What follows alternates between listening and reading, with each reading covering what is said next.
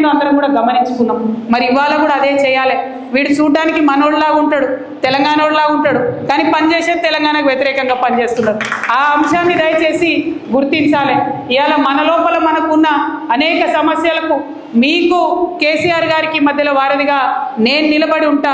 నేను మిమ్మల్ని ఏది అవసరం ఉంటే అది సార్ దగ్గరికి మీ సమస్య నేను తీసుకుపోయి చూపిస్తా. మనం చాలా బలమైనటువంటి పార్టీ, ఇంకా బలంగా ఎదుగుదాం. ప్రపంచంలో మనల్ని ఎవరు ఎదిరించలేనంత బలంగా ఎదుగుదాం. కానీ అట్ ద సేమ్ టైం ప్రజల్ని రక్షించుకోవాల్సినటువంటి అవసరం మనకున్నది. తెలంగాణ యొక్క అభివృద్ధిని కాపాడుకోవాల్సినటువంటి అవసరం మనకున్నది. ఆ ప్రథమ బాధ్యతను మర్చిపోవద్దని కూడా ఇక్కడ ఉండేటటువంటి నాయకులకందరికీ కూడా నేను సూచన చేస్తూ ఉన్నాను. మీ అందరికీ తెలుసు, ప్రపంచం అంతా ఉంటుంది. అప్పుడైతే ఆ ఈడీ సిబిఐ మొత్తం నా ఫోన్ నంబర్ టీవీలలోనే వేసేసారు. ప్రతి ఒక్కరి దగ్గర నా ఫోన్ నంబర్ ఉంటుంది. ఫోన్ నంబర్ లేని వాళ్ళు ఇన్స్టాగ్రామ్, ఫేస్బుక్, ట్విట్టర్ ఎట్లా అయినా నన్ను రీచ్ కావచ్చు. మీకు ఏ సమస్య ఉన్నా తీర్చేటటువంటి బాధ్యత నేను తీసుకుంటా. కేసీఆర్ గారి దగ్గరికి మీ సమస్యను నేను వివరించి తీసుకొని వెళ్తా. మీరు నాకు ఒక వాగ్దానం చేయాలి. భద్రాచలంలో ఉప ఎన్నిక వస్తే ఎట్టి పరిస్థితులలో మళ్ళా ఇదే గులాబీ జెండా ఎగరేయాలని చెప్పి మాట మీ అందరి దగ్గర నేను తీసుకుంటా ఉన్నాను. మరి ఇక్కడికి భద్రాచలంతో నా అనుబంధం ఇప్పటిది కాదు, అనేక సంవత్సరాలది. ఆనాడు భద్రాచలంకి బతుకమ్మ చేయడానికి వచ్చినప్పుడే నరసింహమూర్తి గారి ఇంటికి కూడా నేను వెళ్ళడం జరిగింది.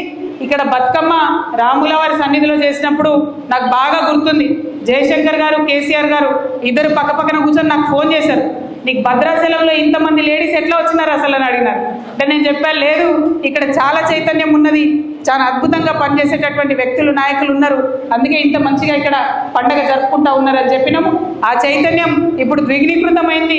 మన రాష్ట్రం వచ్చింది, మన రాష్ట్ర పండగ, మన రాష్ట్ర పద్ధతులు, మన రాష్ట్రం, మన రాష్ట్ర అభివృద్ధి అనే ఒక సోయి అందరికి కూడా ఉంది. కాబట్టి దాన్ని కాపాడుకునేటటువంటి దిశగా మనందరం కూడా ప్రయత్నం చేద్దామని మీ అందరినీ కూడా కోరుకుంటున్నా.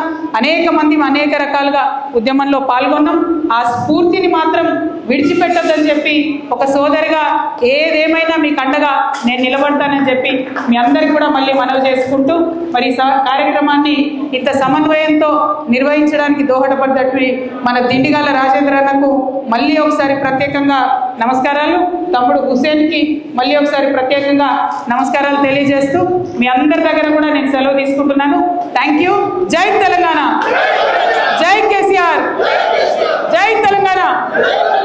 విదేశాల్లో ఉన్నత విద్యను చదువుకోవాలని అనుకుంటున్నారా? అయితే వెంటనే ఫ్లైగ్రాడ్ ఓవర్సీస్ ఎడ్యుకేషన్ కన్సల్టెన్సీని సంప్రదించండి. మీ విదేశీ కలలను సాకారం చేసుకోండి. ఫ్లైగ్రాడ్